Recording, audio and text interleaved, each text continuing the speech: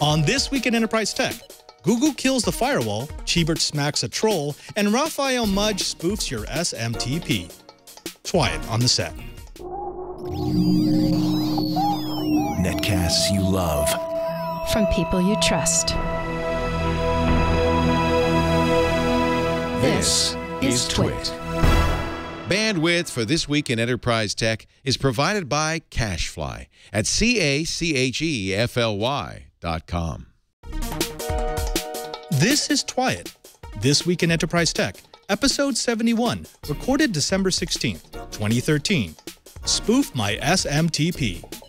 This Week in Enterprise Tech is brought to you by Ting.com. Ting is a mobile phone service that makes sense. Save money with Ting. Pay only for what you use. Ting doesn't require a contract and offers unlimited devices on one shared plan. To save $25 off your first Ting device, visit enterprise.ting.com. That's enterprise.ting.com. And by RingCentral. We do everything in the cloud. That's why I love my cloud-based phone system by RingCentral. Zero startup costs, and RingCentral is $20 per month per user. Try it now with a 30-day risk-free trial and buy one desk phone and get a second phone free, up to 20 phones. Call 800-543-9980 or visit ringcentral.com and use our promo code TWIT.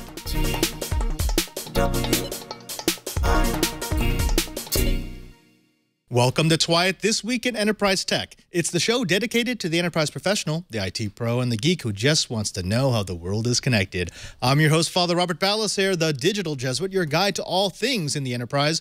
And of course, I'm guiding you with my most excellent co-hosts, including Mr. Brian Cheebert from Hawaii, the director of the Advanced Network Computing Laboratory at the University of Hawaii. How is the geek in paradise? The geek in paradise is defrosting because it was mighty cold in San Mateo last week when we were on vacation.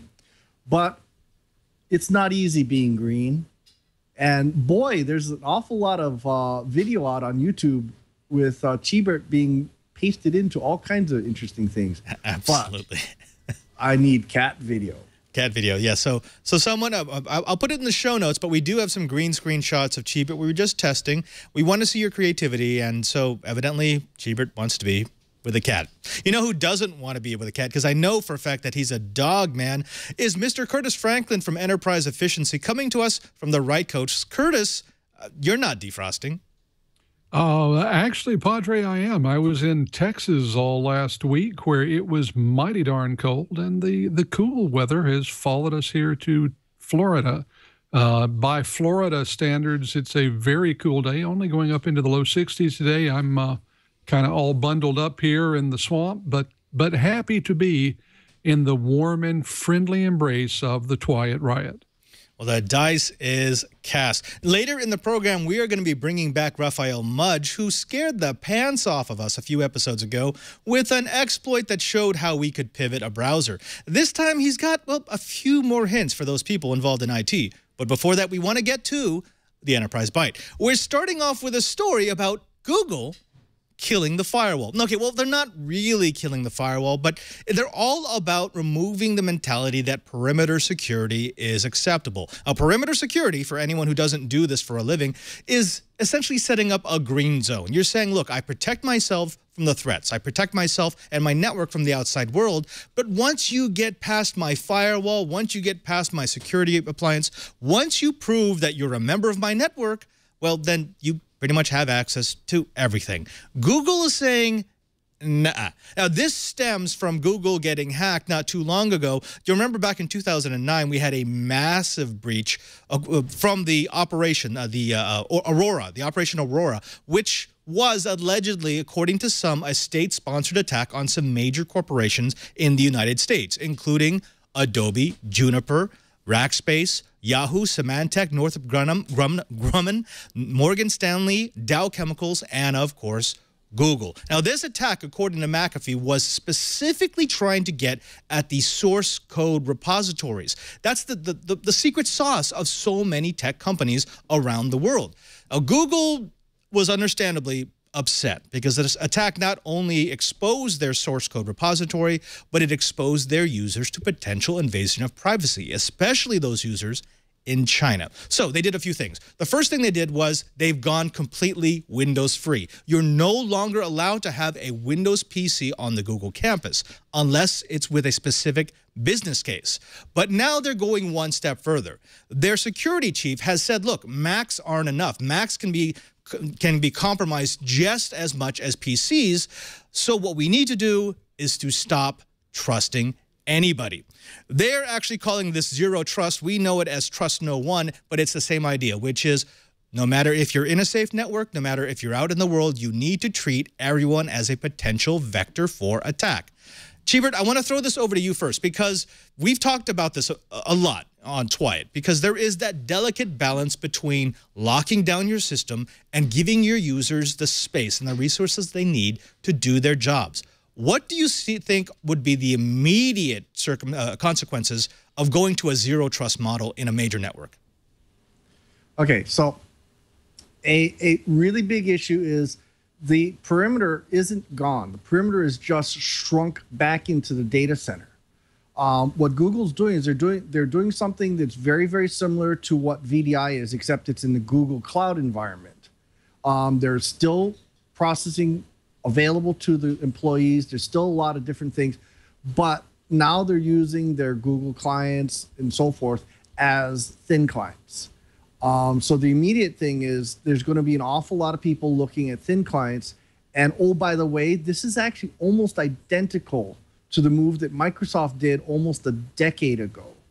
And what they've done is they instead of having someone saying VPNing in and then being in this giant pool of addresses that were trusted, Microsoft has long ago set it up so that there are individual VPNs. So they called it direct access. Now they call it federated access. But in essence, what it is each and every user is in a different VPN zone. So you can apply rules to that. You can apply filters. You can apply intrusion detection, intrusion prevention to that individual instead of a group. So what it does is it shrinks the perimeter down into the data center. And truth be told, I think VDI is going to see a resurgence that is going to be unparalleled in this industry. I want to go over to you, Curtis, because, again, you can give us the enterprise executive view on this story.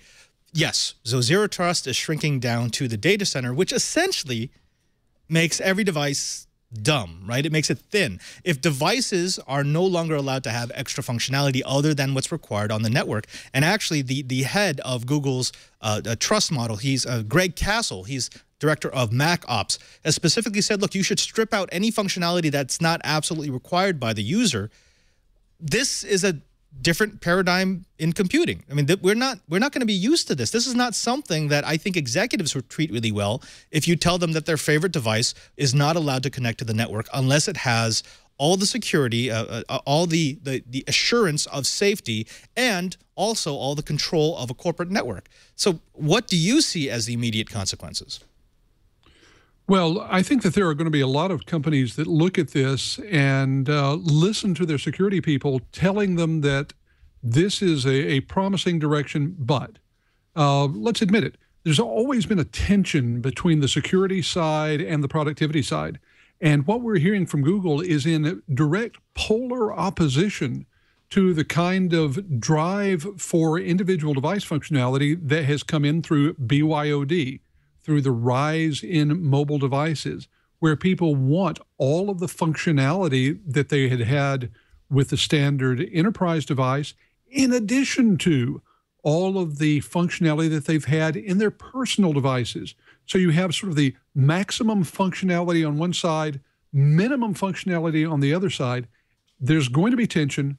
There's going to be a long process by which corporations look at this and try to reestablish a balance. I think this is something that's going to play out for a while. And the real place to look, in addition to all of this, is the answer to the advanced persistent threat that we've seen for a while. You know, I worked with some folks a few years ago who were saying that the safest bet was to get rid of the firewall entirely because it was a false sense of security. That what you really needed to do was monitor everything on a second-by-second basis, know when an intrusion had occurred, and remediate immediately. I think we're going to see a lot of those people coming back into the fore going, see, we told you so. This is setting up a battle that's probably going to consume the security world for at least the next 2 to 3 years. Cheebert, let me go back over to you because we've got some great comments in the chat room. One is from Gardner, who says, he observes, this seems designed to sell more Google services, which actually is true, right? I mean, if you're collapsing all of the trusted zones down into the data center and you're just assuming that every device is a vector for attack and therefore you need to limit its functionality and access to resources, that fits the Google model of services, does it not? Oh, you bet. And keep in mind, what Google eventually wants to do is they want to be able to sell you what other people are calling managed desktops, because it's not really. It's software as a service. And with software as a service, nobody has access to the base operating system, so you've dramatically reduced the vectors for infection. It doesn't eliminate them, but it certainly reduces it. And a lot of the chat room were saying, well, we tried it, and the execs keep balking at it. I go, yeah, what Google's trying to do is set a precedent saying, hey, even our execs have to go and follow this. And with fewer exceptions, you have fewer vectors for infection. Yeah, yeah. Curtis, let me go back over to you because we've got another good comment from the chat room from EGF Techman. And he echoes a sentiment that I think a lot of IT people in our chat room are having right now, which is, look, we tried this, but then the executives came in and they got mad when they couldn't plug in their X gadget. Now, Google is now the world's biggest Apple shop, 43,000 devices, and they're all Apple. Again, back to you, again, asking you for the executive summary of consequences. And again, understanding that you've already talked about how this is going to be hashed out. This policy only lasts until the first time an executive with enough pull says, look, this iPad has to work, it has to work on Wi-Fi, and I have to be able to access everything I need to do my job. Oh, without question. And I'll tell you, there's only one real lever that the IT department can wield if they want to make something like this radical change stick, and that's the lever of regulation.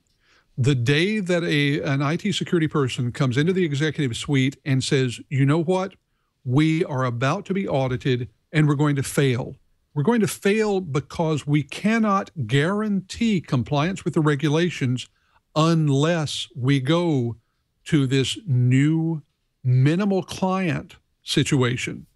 Until that happens, the executives are going to resist.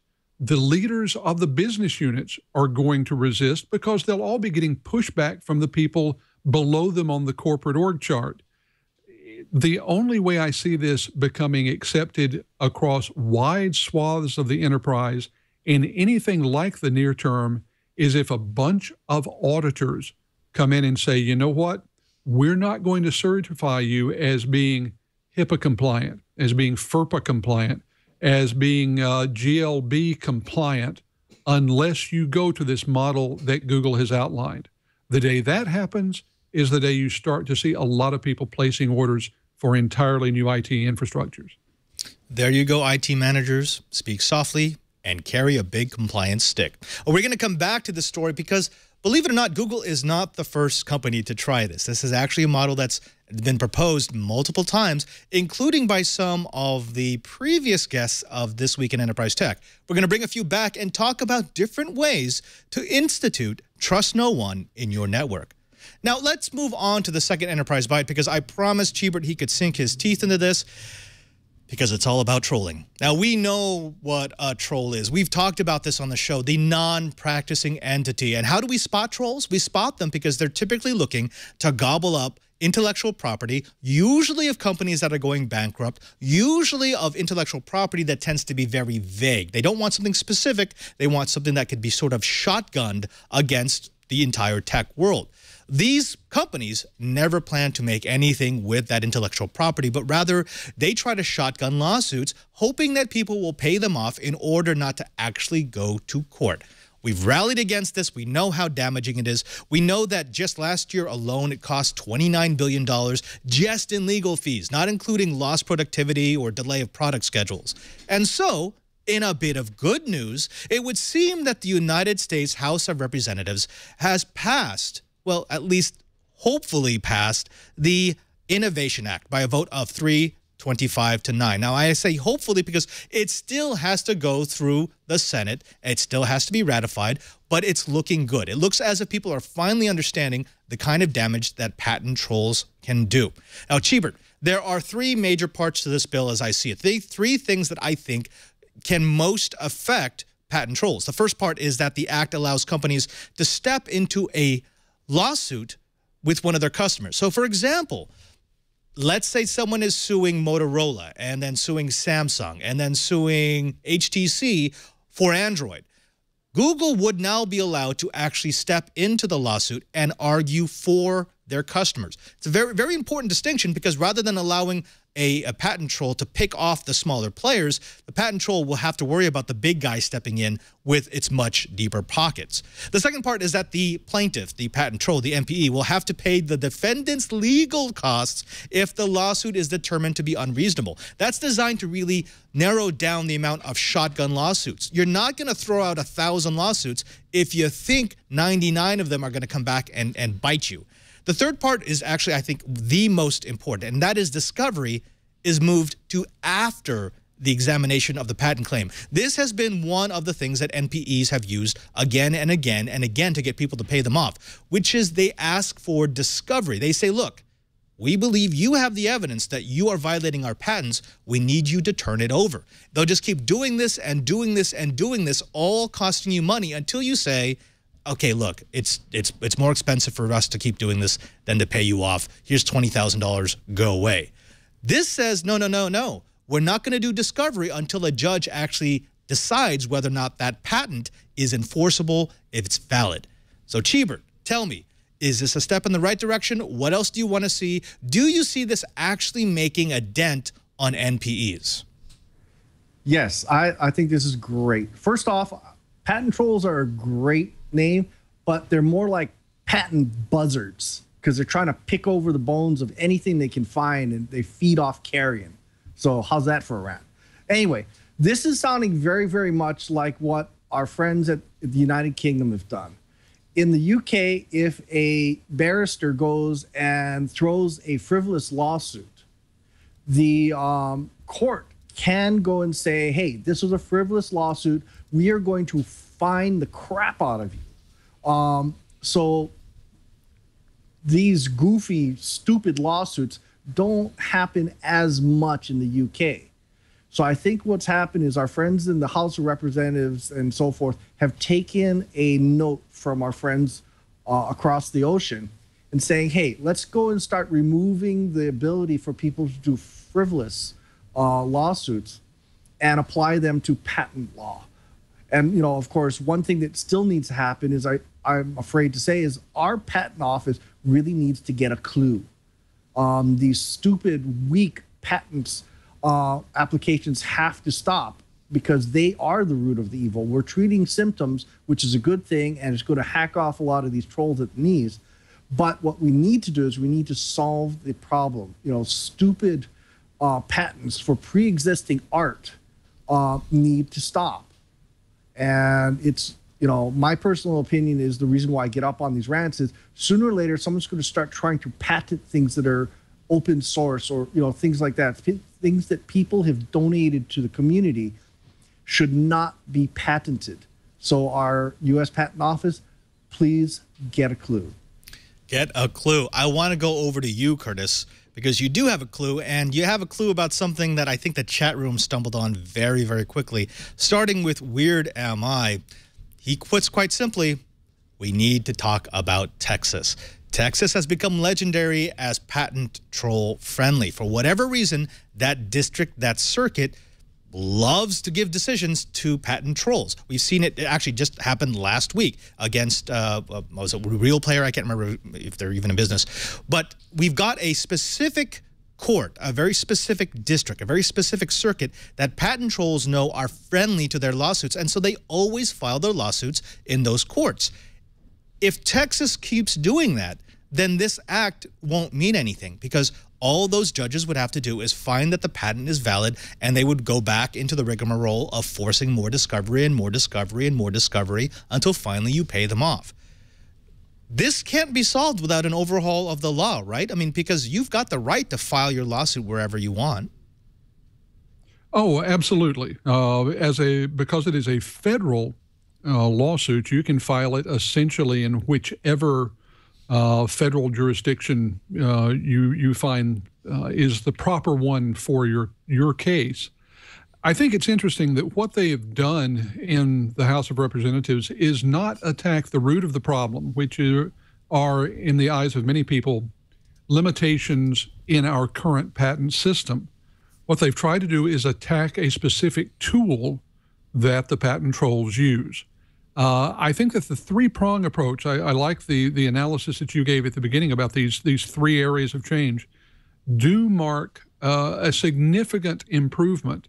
And if a company can hold out for a while, then they have the promise of being meaningful, especially when you have the promise of a large company being able to step in and assist a smaller company in the early stages of a suit. What I fear is going to happen, as I look at what they've done, is just a change in the patent trolls' tactics. What they will do, rather than the scatter shot, they will go through and they will pick 1, 2, 3 of the smallest and weakest targets. They will use exactly the strategy that you talk about, going after them in a favorable jurisdiction, going after them with repeated discovery until they must settle.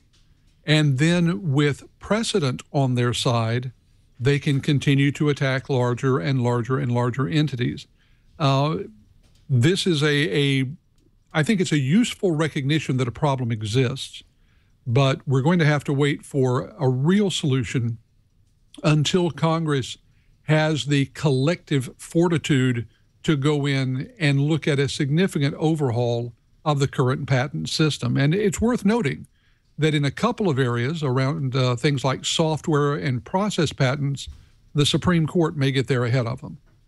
I think we're going to have to invite our friends from This Week in Law to come on over and give us the horsepower, the firepower we need to actually break this down, because this does affect the enterprise quite a bit. And as our friend 8-Bit Steve in the chat room has said, and I'm going to paraphrase him, Texas has just created a bridge under which the patent trolls hide.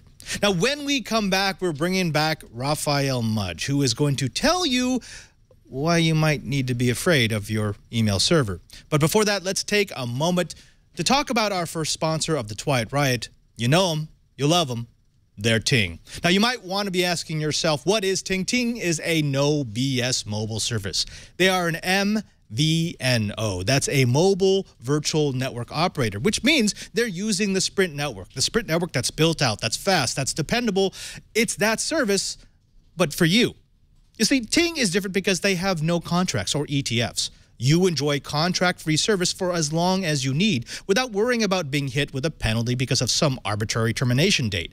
Not only that, but Ting has a new ETF relief program. If your current carrier still plays the ETF game, Ting will credit you for up to 25% of your ETF, up to $75 per device, when you come to Ting.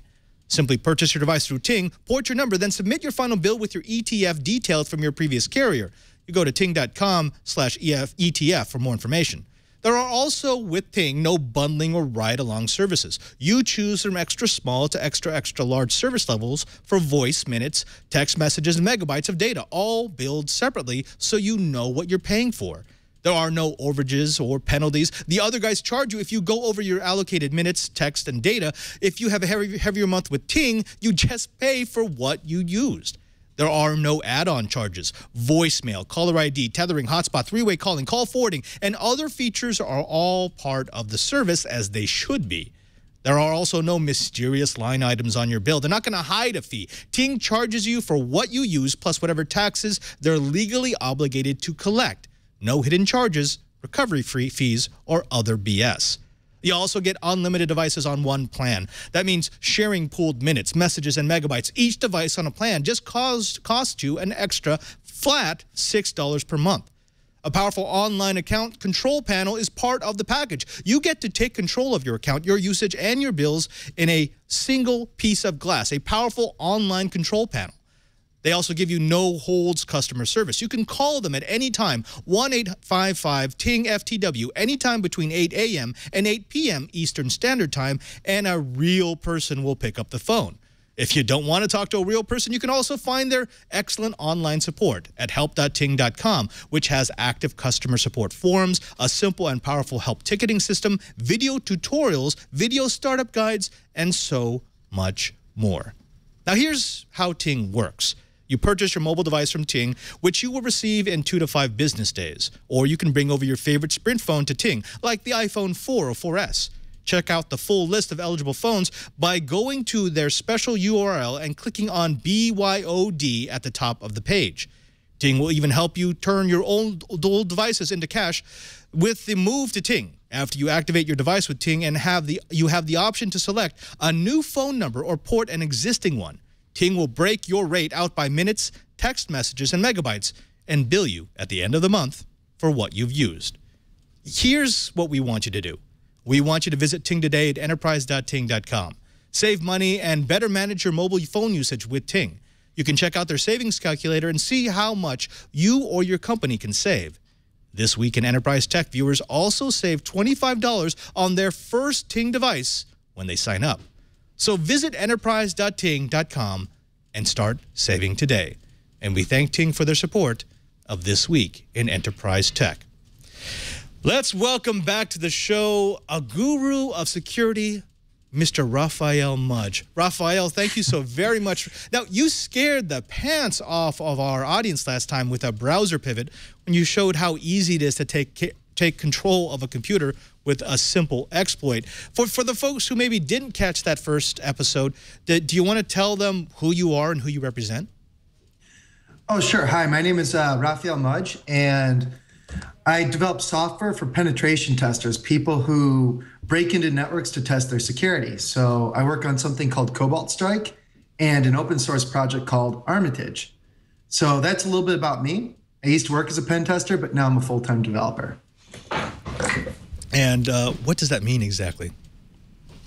Penetration testing? Well, it can mean two things, but the way I look at penetration testing is using the techniques that a bad guy would use to attack your network and exercise your security controls, find the problems, and find out what is the most plausible attack path an aggressor might take. Fantastic. The most plausible attack path. Let's speak specifically about the simple mail transport protocol. Now, we've known that mail servers are a weak spot on the internet for a while, but you've done a little bit of research that shows exactly how they get used. Yeah, so what's funny is being the developer of software for penetration testing, I get a lot of questions, right?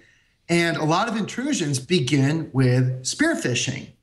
And something that always kind of got me a little bit was people would email me and say, hey, Raf, I tried to phish my Yahoo account, or Raf, I tried to phish my Gmail account, and they were having trouble. And what I thought was funny about that is sometimes we forget that there's been years of people working on problems trying to stop them.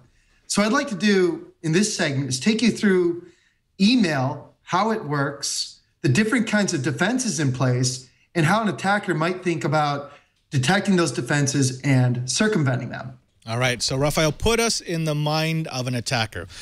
Let's say that I'm an unscrupulous individual and I'm looking to attack your email server because let's say I want to turn it into a relay for my spam operation. I want to pick that so I can force you to send out all my junk. What are the steps that I'm going to use to find out if your server is vulnerable, and then what will I do if I find out that it is? Okay, that's a great question. So email, the simple mail transfer protocol is how email is exchanged on the internet. And just to define terminology a little bit, you asked the question, how might a spammer use your mail server to relay messages? Well, if I can connect to your mail server and say, hey, I've got mail from me or whoever I'm trying to spoof, and I want to send it to some arbitrary address, maybe not an address that your mail server accepts email for. If your mail server takes that message and says, yeah, I'll deliver that, then that is what we call an open relay. The good news is open relays are far less common now because they've been abused so much by spammers, since the mid-90s that most people have locked those down. I would look at like somebody trying to probe my server for an open relay as kind of noise, something I wouldn't concern myself too much with unless I did in fact have an open relay. Do we actually still have open relays on the internet? Because I remember this was a big problem when people actually started coming on to the internet, when they were moving away from their AOL accounts and getting real ISPs. There were open relays everywhere. I mean, it used to be a joke. You'd have a list of 20 relay servers and you could just toss them to either one, depending on where you wanted it to look like it was coming from. I had thought they had been eliminated.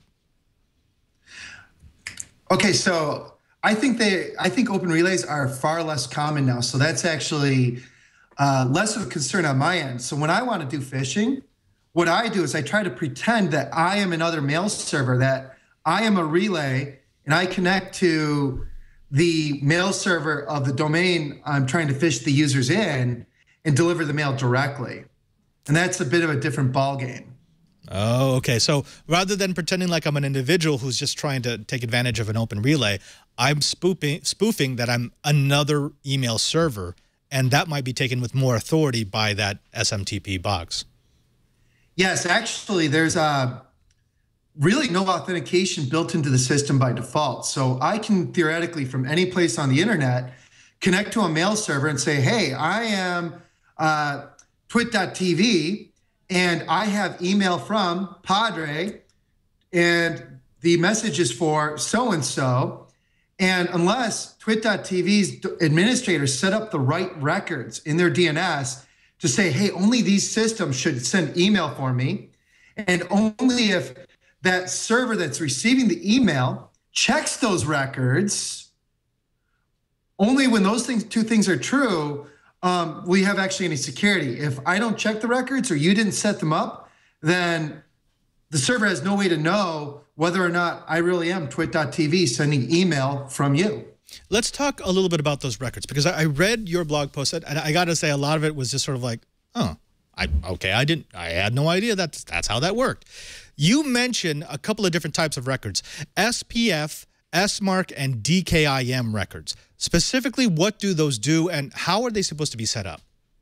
Sure. Could we put on my screen sharing session? There we go. Yay, looks good. Okay, cool.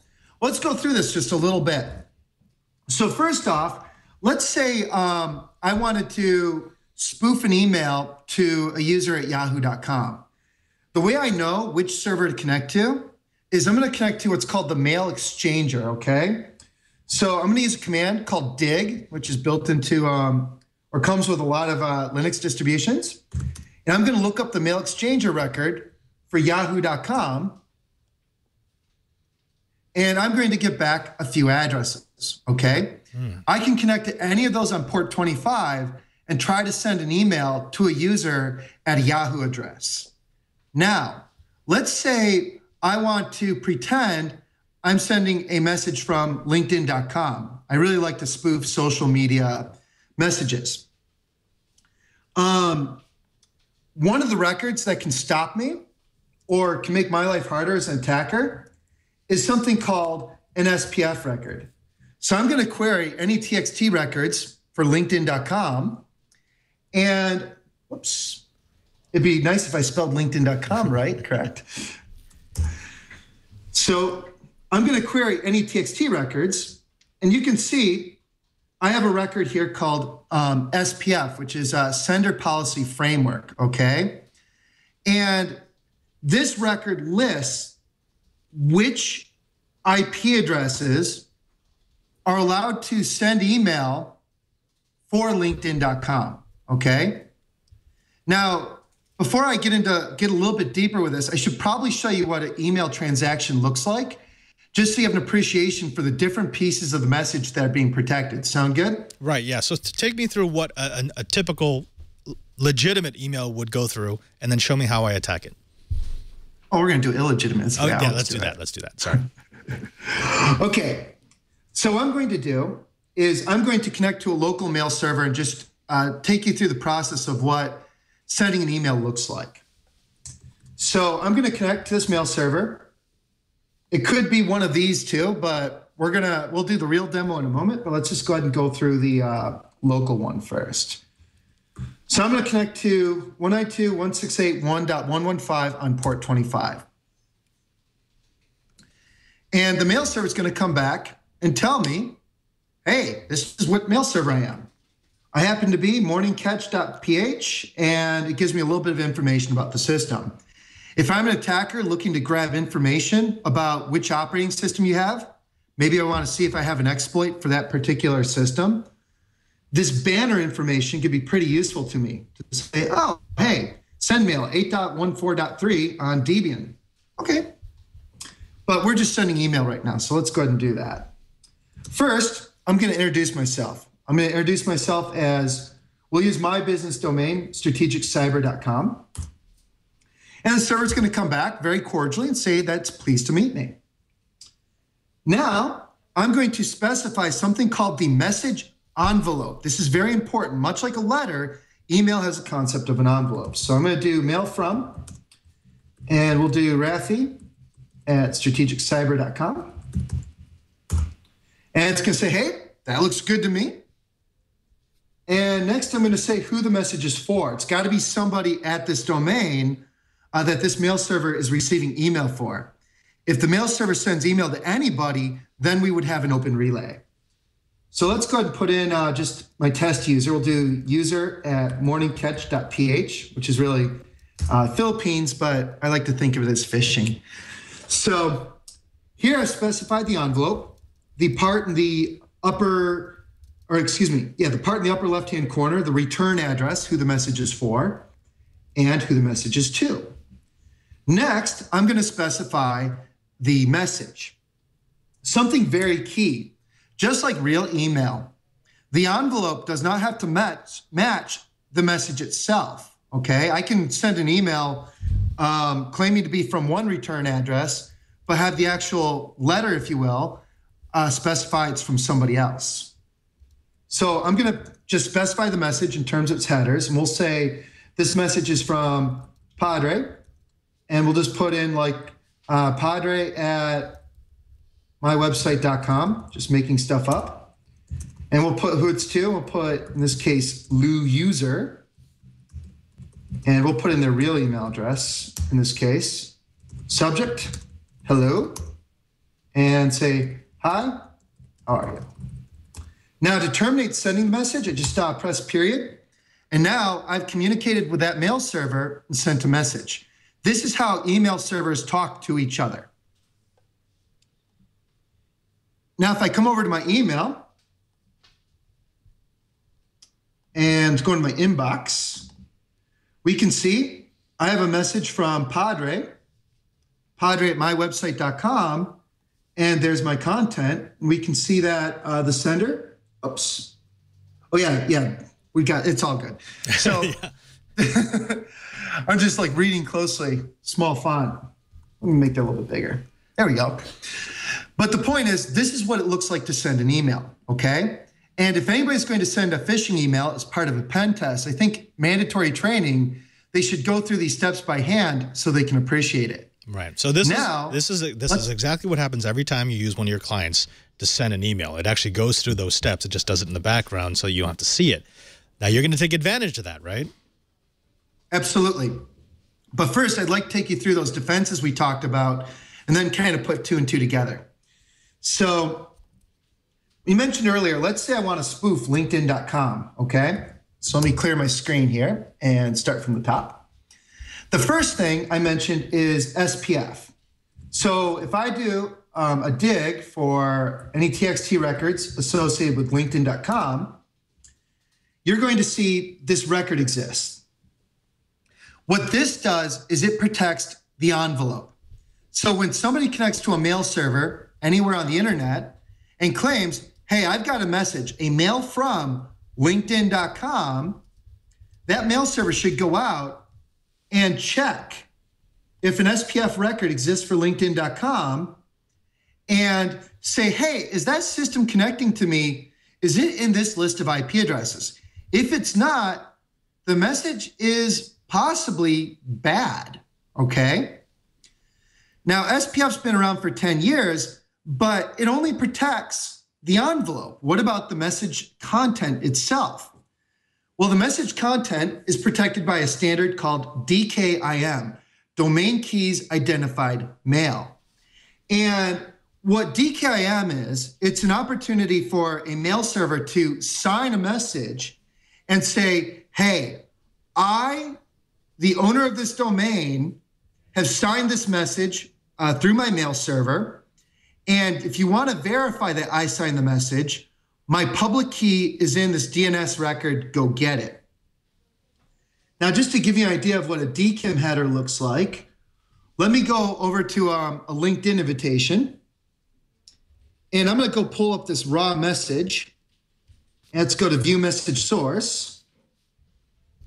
And you can see here that this LinkedIn.com message is signed with a DKIM header. Now, DKIM, the problem with it is if a DKIM signature does not exist on a message, that doesn't mean anything. It just means the message wasn't signed. It being signed is extra assurance. Right. Now, where DKIM comes into play is the big players. I think Yahoo is the one who originated the standard. The big players, Yahoo, Google, and Microsoft, pulled together and said, we see some domains that are commonly spoofed, IRS, PayPal, and others. What if we make a deal with the IRS, with PayPal, and these others saying, hey, for our big webmail providers, we're going to expect a DKIM header from you. And if it's not there, we're going to assume the message is spam. But if it's there, we'll put it in the inbox. And those providers, the people who own the heavily phished domains, were like, great idea. So that's where DKIM comes to play. So DKIM can allow us to defend commonly spoofed domains. So like, for example, whitehouse.gov or the IRS or any of those common scary domains. But they obviously can't get a DKIM record for everybody. Yes, actually, that's a beautiful segue. So yeah, you can't get it. Google is not going to go out and make a deal with twit.tv and say, hey, twit.tv, we're going to protect your domain from being spoofed.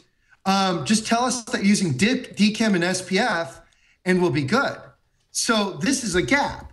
So to help fill that gap and make this into a standard that anybody can participate in, there's another standard. So we got standards upon standards upon standards called DMARC, which is, don't mind me, my brain is slipping slightly, so I'm just going to go to dmarc.org.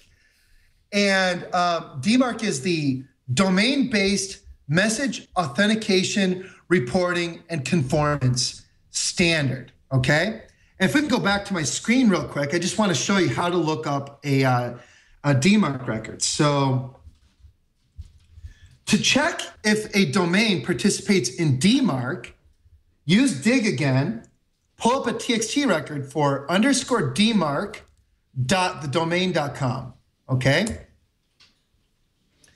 And what you're going to get back is if the user uses DMARC, okay, this is the kind of record you're going to get back. And a user participating or a domain participating in DMARC is basically saying, yes, I use SPF, check my records. Yes, I use DKIM, check my records. And what DMARC lets the other domain, other mail server owners do is realize, hey, if you get a message that fails these checks, do this. For example, P = reject means, hey, the action I want you to take is reject the message. It is bad if it's not passing those checks. Another option would be just record the message. Don't mark it one way or another, but we're testing, so just leave it like it is. DMARC also provides hints about who to email automatically if abuse is detected, so the domain owner, LinkedIn.com in this case, can look into it. And they can also specify a threshold of which percentage of the messages to take this action on. So when somebody wants to do a phishing attack, they have to be aware of SPF, they have to be aware of DKIM, and they have to be aware of DMARC.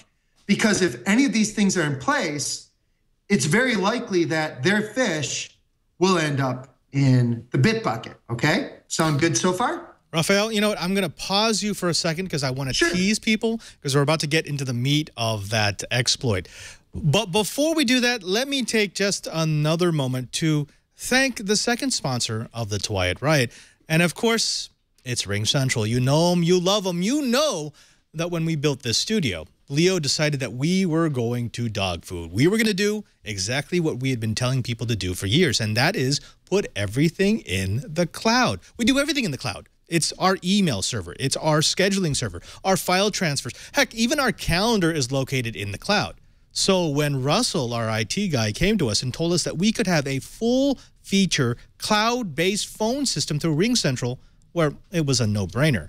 We love Ring Central. There are zero startup costs. There's no PBX hardware to install or maintain. Ring Central allows us to easily customize all of our call handling.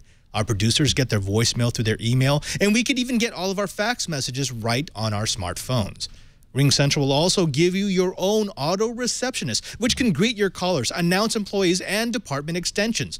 Getting calls after hours? No problem. Ring Central will route your calls to your smartphone's phone service center or voicemail. Have clients on hold? You can type a message in real time and have it translated from text to speech and delivered to your caller while they wait. Ring Central offers all-inclusive pricing, as low as $20 per month per user. Now, you can start right now with a 30-day risk-free trial, and they have a special offer for my listeners. When you buy one desk phone, you can get a second phone free up to 20 phones.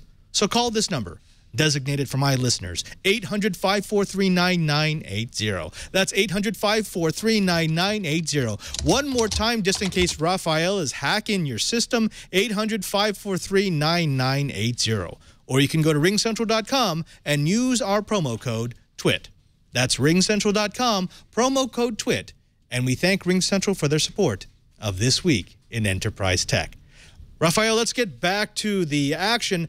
You're just about to show us about how, how your, let's say, unpatched, unmonitored, unmanaged SMTP server can be turned against us. Okay, so we're back. Well, let's twist it a little bit and not think unpatched and unmonitored. Most of the work somebody like me would do would be dealing with situations where there are defenses and where things are being managed properly. And that's where I like to live because I like the challenge. So let's take this a little bit further. So we understand SPF, we understand DKIM, we understand DMARC, okay?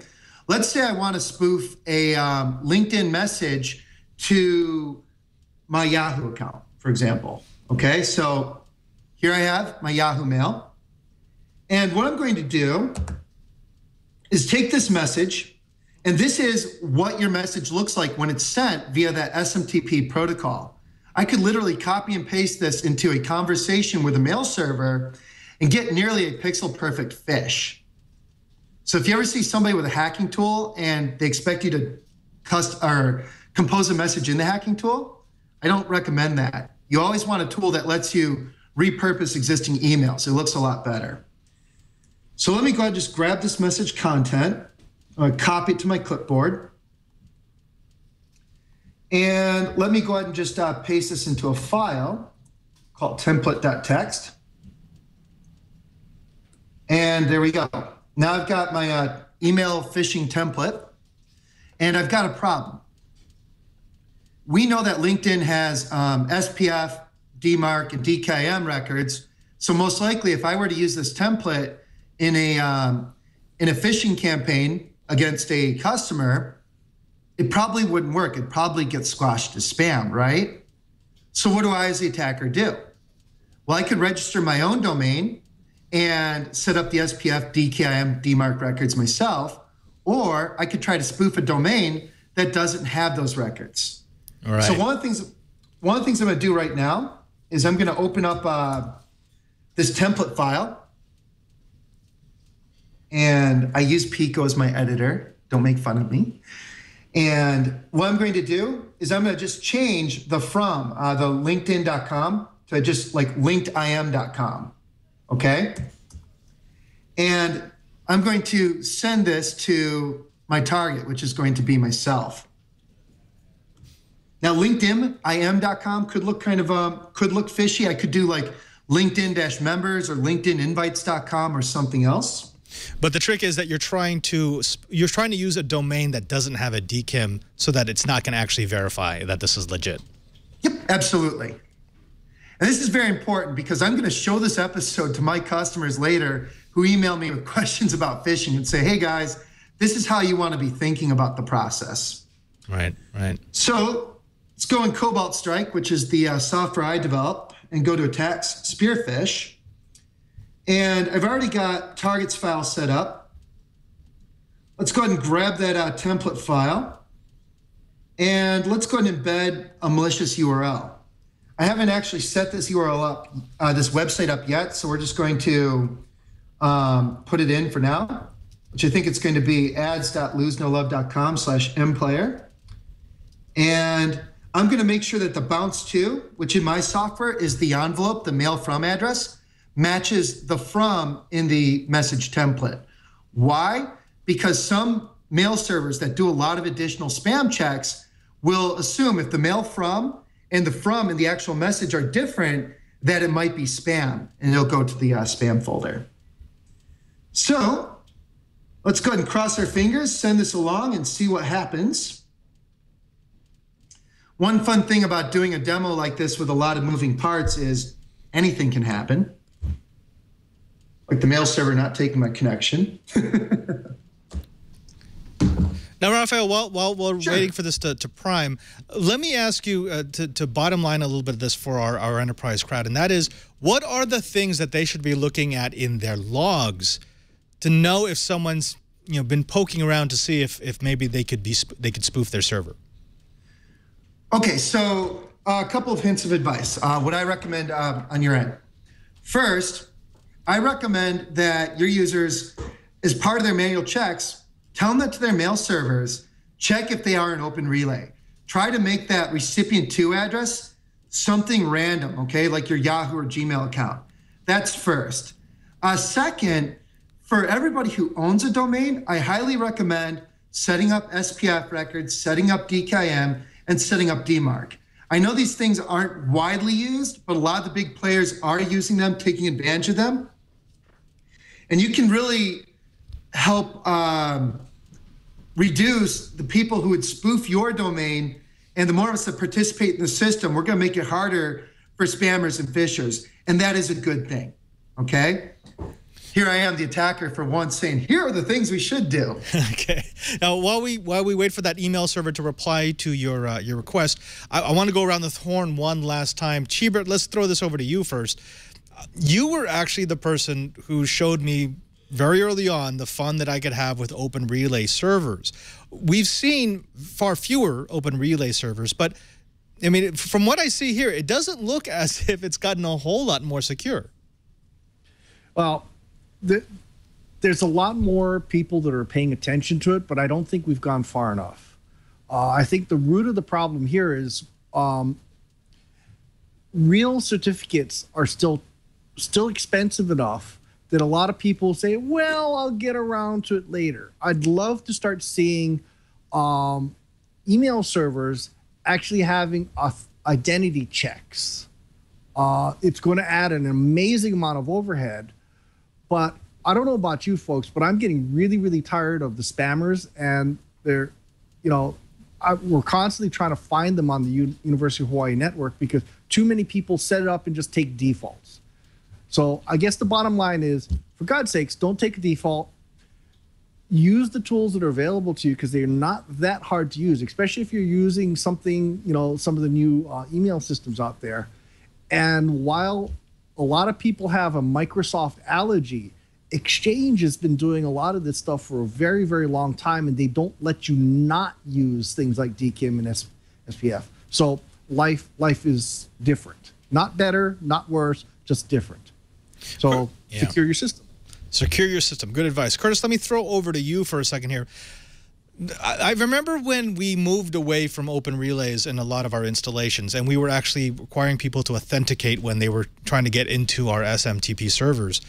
And there was a lot of pushback then. There was people were saying, well, why do I have to do this now? Why does my device have to make this extra step? And sometimes the authentication fails, and sometimes it doesn't like where I'm coming in from. If we were to try to truly secure our email relay system, would we expect that kind of pushback again? Oh, sure. I don't think there's any question. Anytime you ask a user, and by that I mean sort of the generic user, to do anything in addition to what they're already doing, anytime you ask them to expend extra effort, anytime you add friction to the entire process of the email transaction or any other transaction, you're going to get pushback. That's just the way it is. What you have to do is somehow convince them that it's worth their while to expend that extra energy. That's where things are tough, because in general, if the user is not managing their own email server, then the extra effort that goes into cleaning all of this up doesn't hit the user. It hits the system admin. The burden on the overall system, if their email is a little bit slow, it's not a huge burden. They'll probably think it's a network issue anyway. It goes back to the administrator. What I have found useful is actually pushing the good neighbor concept. You know, you hate getting spam, so does everyone else. You can help prevent spam by going through this extra step. And that has a little bit of resonance, but not nearly enough to convince everyone. As I said, just doing something because it's the right thing to do, that's a tough sell for most people. You really have to start making the argument that it benefits them in some tangible way, and unfortunately, that's a tough thing to do when it comes to open relays and email security on the send side. Rafael, let's go back to you for the final word here. Do you finally get a response from that SMTP server? Yeah, so I went to another SMTP server because the one I was connecting to didn't want to take my connection right now, but we're good. So let's go back over to the screen. And you can see that, yes, we did get some success. Oh, no. So I'm going to go over to my Yahoo account. And let me just go ahead and open up this message. And we can see the message may contain images, but let's do show images. And we can see a pixel perfect fish. That's what it looks like. Even going to a kind of dealing with a few security things in place and having to go around them. It's still quite doable today. Now, Rafael, the people in the chat room have been this because there's several of them, and you know, understandably, are saying, wait a minute. I could just check the log files. I could find out who's been spoofing. I could find out who's been phishing. Now, we are not going to be able to cover it in this episode because unfortunately we ran out of time, but we're going to have to have you come back and talk a little bit about the beacon. Can you tease the audience and explain to them how that could help us secure communications, maybe obfuscate where the traffic's coming from? Absolutely. So what we'll do next time we're on the show, we're going to talk about what happens after the foothold. Okay, I send my phishing email. I get past those different defenses preventing me from spoofing whatever domain. And from there, you might say, okay, I think I can see you. And I'm going to show you how to actually do covert communication over DNS, over DNS, and how to do covert communication over HTTP, and how to do covert communication inside a network looking like Windows file sharing traffic, which is something that only the most advanced malware is doing today, things like Red October and Dooku. So it's going to be a lot of fun. So in other words, you're going to be teaching us how to be able to use protocols that are most likely not being scrutinized to do anything you want to do inside of a supposedly secured network. Yes. My biggest fear is network security monitoring. Not my book, but I like the book. And I'm going to show you how to really give those folks a headache in a good way, because they need to know what threats are out there and what the threats can do to better think about ways to secure their network and detect when a compromise has happened. Well, Rafael, I'm sorry that we couldn't get to the beacon, but I do promise we're going to get you back soon. I mean, I'm going to look at the schedule. We're going to have you back because when you explained the beacon to me and when I actually was able to see a demonstration, it just made me chuckle. It made me laugh to no avail, thinking, I got to try this. I have to see if this will work for my network. But I do need to call it. And that means that I got to thank my panelists. And that's going to start with you, Cheebert. Cheebert, thank you so very much for coming back. You are the man. I mean, I love it every time you're on the show. It makes the show better. Could you tell the folks at home where they could find you, what you've been working on, and, well, what the Twiat Riot should watch for? Well, I am starting to get much better about sending out tweets. So follow me on Twitter at ADVNETLAB. And oh, by the way, I might be trying to move it over to Cheebert.Hawaii or Cheebert Hawaii, because that's a lot easier to remember than Advanced Net Lab. And oh, by the way, we were having a great conversation in the chat room about maybe using certificates, and everybody's common complaint is certificates are too hard to manage. Well, I'll tell you what, at the next IETF meeting, how about I go and pound on a few heads and see if we can figure that problem out. I like that. You pound on a few heads, and I'm going to sit with Curtis, because Curtis has got some stuff cooking at Enterprise Efficiency. Curtis, what should the Twiat Riot know about you? Well, the Quiet Riot should know that from now to the end of this year, I'm going to be taking it a little bit easy. I've been working hard all year, going to recharge, rejuvenate, recuperate, and plan on some outstanding stuff that we're going to be having after the first of the year. Lots of new E2 radio, lots of video, lots of great articles and community discussions. We would sure love it if the folks listening to Twiat would come over and join us at enterpriseefficiency.com. In the meantime, follow me on Twitter, KG4GWA, or ping me on Google+, Facebook, you name it, I'm there. Rafael, thank you so very much for coming back on the show. I mean, I have no problem telling the audience that I made you the offer. I said, you should be a regular. I mean, your presentation last time was just, it was breathtaking. And again, you've kind of given us something to think about. I know we're sad that we didn't get to the beacon, but thanks for bringing the knowledge. Tell the Twiat Riot where they can find you, where they should go to find your tools. Sure. Okay. So if you want to take and play with Armitage, which is open source, go to www.fastandeasyhacking.com. If you want to play around with Cobalt Strike, go to www.advancedpentest.com. There's also a brand new 4-hour training course on that website. It's completely free. And everything I just showed you with the phishing and the SPF, DKIM, and DMARC, that's all in the course as well. Check out Lecture 8, Offense in Depth, for more on that topic. So, and I definitely look forward to coming back. And for anyone listening to the audio version of this podcast, you need to download the visual version, because the graphic that he showed, that the character was actually based on me. Absolutely, Padre. So you know. That's got the little collar. Yeah, absolutely. You took off the collar for now. I did. Well, you know, when I'm in warrior mode, this becomes the sword. Yeah. But thanks to you as well, chat room.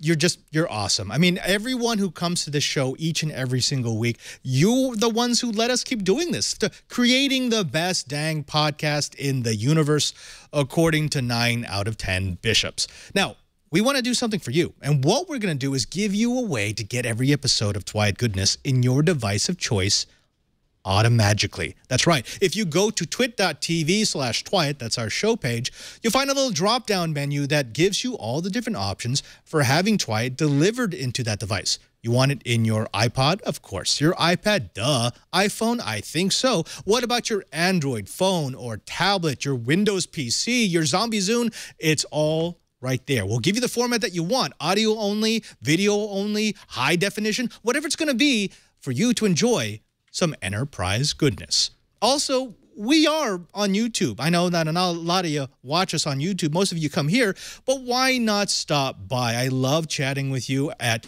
youtube.com/Twiat. You can comment on the videos. You can see all the different segments that we put up. And more importantly, YouTube is going to be a source for some, we'll just say, interesting announcements in the new year. Also, you can follow me on Twitter. If you go to twitter.com/PadreSJ, that's at Padre SJ, you'll be able to see what the Digital Jesuit does in a day of a geek's life in the enterprise. Put all those words together. And even suggest topics for future episodes of This Week in Enterprise Tech.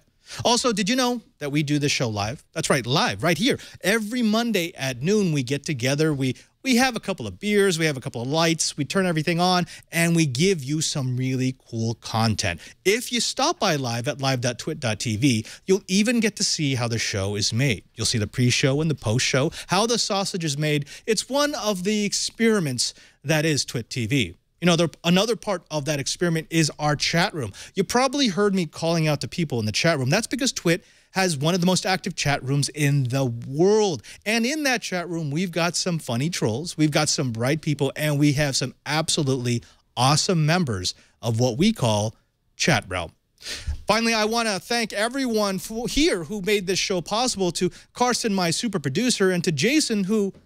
Wait, Jason, there's a rumor that I've probably talked about before, but I can't remember because I have horrible long-term memory, that you run a show on the Twit TV network that is mostly about Android. Yeah, it's all entirely about Android, about phones like this and other Android phones. It's called All About Android, twit.tv/AAA. You should check it out sometime. Maybe be a guest or something, Father Robert. I should. You know, well, actually, I have heard that you have had a priest on your show who has never lost an apparina. Oh, I didn't realize that was the case. Maybe you shouldn't be on the show now that I think about it. Okay. No, check out All About Android. Tuesdays at what time again? 5 p.m. Pacific at live.twit.tv. Live.twit.tv. Thanks to you. Thanks to everyone here. And remember, I'm Father Robert. And if you want to know what's going on in the Enterprise, just keep quiet.